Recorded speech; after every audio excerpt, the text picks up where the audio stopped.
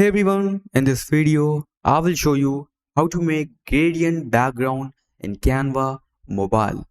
Now, if you find this video helpful, like and subscribe would mean a lot. Alright, let's dive in. Now, first of all, just click on the background, and here on bottom you can see this option color. Just click on it. Click on this color wheel and select whatever color you want. I'm going with pink.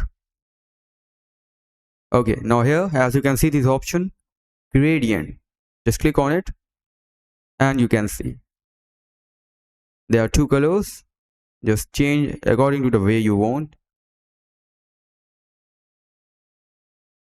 and you can change it like this. So that's it for the video. That's how you can make gradient background in Canva. Thanks for watching.